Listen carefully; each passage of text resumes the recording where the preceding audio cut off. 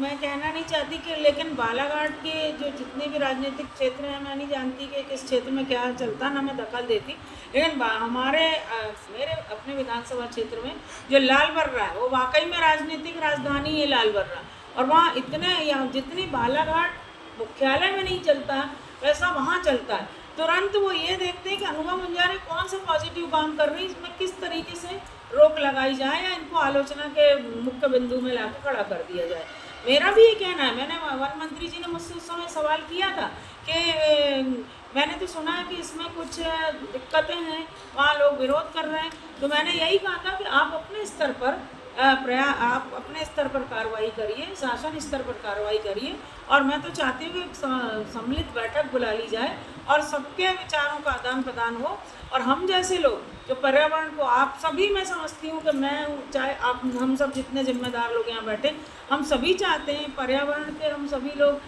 सुरक्षा चाहते हैं। आज एक एक पौधे को लगाने के लिए कितनी मशक्क़त की जाती है और उसको बचाने के लिए उससे ज़्यादा। तो ऐसी स्थिति में पर्यावरण बनता है तो ये तो सुखद है, स्वागत होना चाहिए इसका। और वन्य प्राणियों के विचरण के लिए एक उचित, बहुत अच्छा स्थान उनको मिलना चाहिए, क्योंकि ये बात सही कि वो शहरी क्षेत्र में आ जाते हैं, ग्रामीण अंचल में घरों में घुस जाते हैं। मेरे क्षेत्र में कम से कम 2 लोगों की इस घटनाक्रम में मौत हो चुकी, बाघ आ गया उनके घर की बाड़ी में, और एक आदिवासी भाई को तो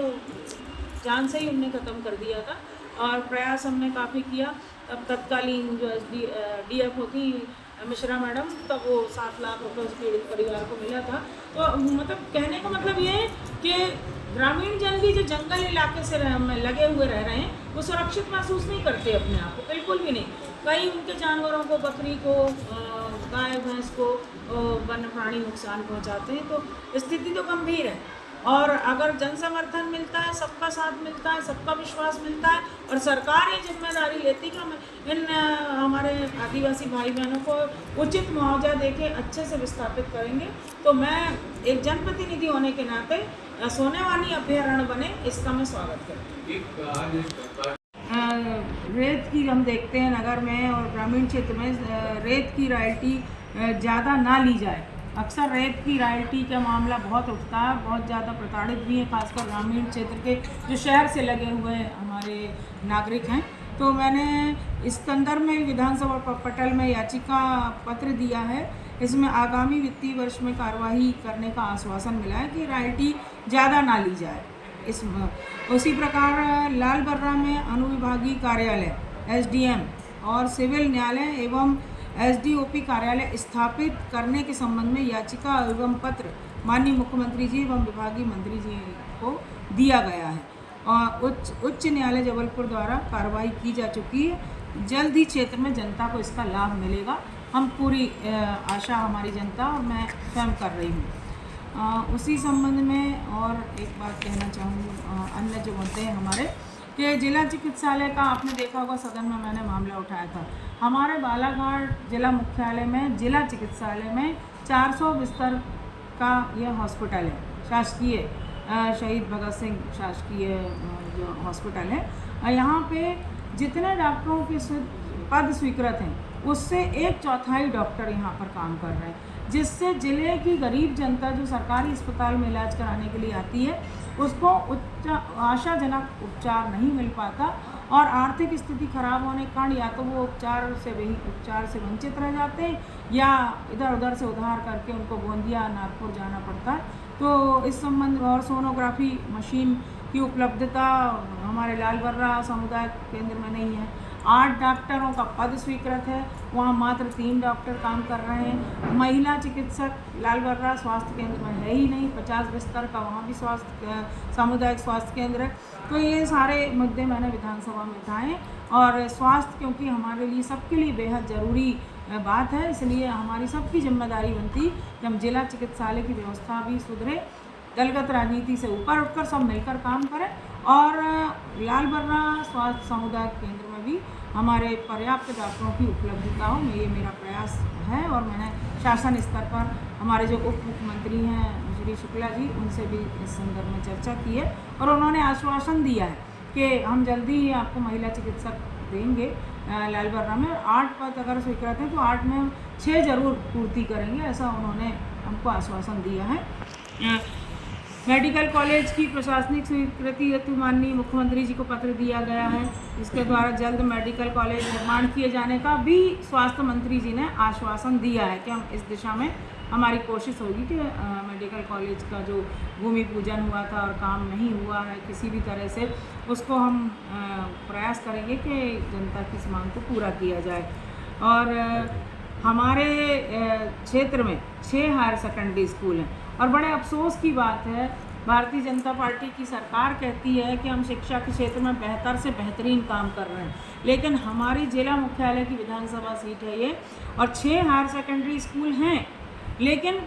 भवन विहीन है। ये एक बहुत गंभीर मामला है। इसमें हमारी कुम्हारी जो बालाघाट से मात्र 8 किलोमीटर दूर पे है, कंजई जो हमारे क्षेत्र का एक आखिरी ग्राम पंचायत आती है, टेकाड़ी, बघोली,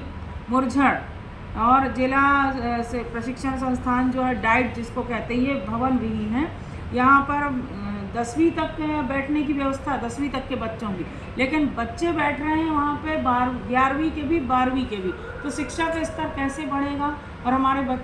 बच्चे किस तरह से आज के प्रतियोगिता के युग में अपने आप को स्थापित कर पाएंगे, ये एक बहुत गंभीर सवाल है। ये भी मैंने मुद्दा उठाया है, सदन में भी उठाया है, और संयोग की बात है कि हमारे ज़िले के प्रभारी मंत्री जी राव उदय प्रताप सिंह जी, जो हमारे यहाँ के प्रभारी मंत्री भी हैं और स्कूल शिक्षा विभाग के भी मंत्री हैं, तो मैंने उनसे निवेदन किया है, पत्र भी सौंपा है कि आप तत्काल अतिरिक्त कक्ष निर्माण करवाएं। 6 हायर सेकेंडरी स्कूलों में अतिरिक्त कक्षों का निर्माण होगा, तो जिससे बच्चे व्यवस्थित तरीके से बैठकर पढ़ पाएंगे और अध्यापन कार्य में लगे हमारे शिक्षक गणों को भी इसमें सुविधा हो पाएगी। उसी प्रकार लालबर्रा क्षेत्र के अंतर्गत ग्राम सेहोरा से रामपुरी और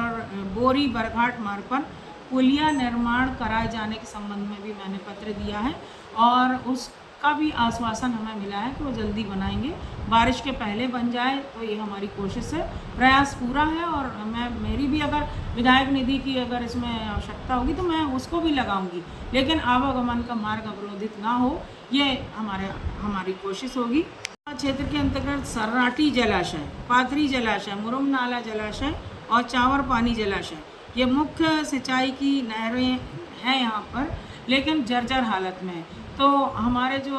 जल संसाधन विभाग के मंत्री हैं श्री तुलसी सिलावट जी, उनसे भी मैंने व्यक्तिगत इस संदर्भ में भेंट की है और इन नहरों के लाइनीकरण के लिए, सुदृढ़ीकरण के लिए मैंने उनको पत्र दिया है और उन्होंने भी मुझे आश्वस्त किया है कि हम अभी नहीं तो अनुपूरक बजट में इसको ज़रूर शामिल करेंगे और हमारी कोशिश होगी कि इन अंग्रेजी शासन के ज़माने में बनी हुई नहरों को हम मजबूत बना सकें, सुदृढ़ बना सकें, इनका लाइनीकरण हो और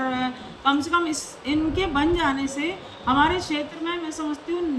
90% हमारे किसान भाइयों को सिंचाई का पर्याप्त साधन मिलेगा, सिंचाई की उपलब्धता मिलेगी और जब किसान हमारे संपन्न होंगे तो निश्चित रूप से हमारा क्षेत्र भी और हमारा जिला भी खुशहाल होगा। इसके अलावा जो मैंने मुद्दे उठाए हैं, मैंने बताया आपको शिक्षा, स्वास्थ्य, बिजली विभाग में ट्रांसफार्मरों की क्षमता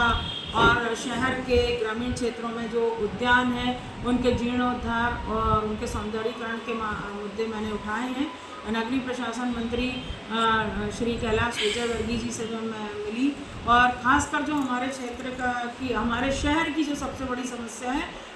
हनुमान चौक, जो आप सब जानते हैं कि ये एक तरह से एक मजाक भी बन चुका है। यहाँ पर जब बारिश का पानी एकत्रित होता है तो हर बार ये कहा जाता है कि इसमें नाव चलाई जाएगी, इसमें हम तैरने जाएंगे, तैराकी का एक अच्छा स्थान बन जाता है। तो मैंने माननीय मंत्री जी से पुनः एक बार और, मैं 6 महीने पहले मिली थी, पुनः उनसे आग्रह किया, पत्र उन्हें दिया है कि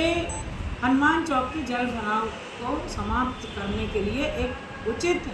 कहना चाहिए कि कार्य योजना बनाई जाना चाहिए, जिससे जल भराव से हनुमान चौक को राहत मिले, हमारे व्यापारी बंधुओं को और आवागमन करने वाले हमारे जो भाई बहन हैं, आमजन हैं, उनको दिक्कतों का सामना ना करना पड़े। उसी प्रकार हमारे शहर के जो निचले इलाके हैं, खासकर वार्ड नंबर 3, वार्ड नंबर 10 और इधर मोती नगर नर्मदा नगर का इलाका हम ले लें और सरेखा का अंदर का इलाका हम ले लें, यहाँ पर जल भराव की स्थिति बारिश के दिनों में बहुत ज़्यादा होती है। तो इनके उचित व्यवस्था के लिए भी मैंने नगरीय प्रशासन मंत्री जी से निवेदन किया है और उन्होंने आश्वासन दिया कि हम इसका पूरा एक मास्टर प्लान बनाएंगे और मास्टर प्लान बनाने के साथ साथ इसमें फिर इस समस्या से आम नागरिकों को निजात दिलाने की सरकार पूरी कोशिश करेगी। तो मेरी यही कोशिश है कि चाहे बालाघाट शहर के 35 वार्ड हों या हमारे विधानसभा क्षेत्र के 87 ग्राम पंचायत हों, वहाँ शिक्षा, स्वास्थ्य, विद्युत की बात, सिंचाई का साधन, ये सब आम नागरिकों को, हमारे किसानों को व्यवस्थित तरीके से मिल सके। और मैं जन सेवक होने के नाते जन जन तक जन जन की आवाज़ विधानसभा के सदन में उठाने का मैं प्रयास करती हूँ और मैं करती रहूँगी। और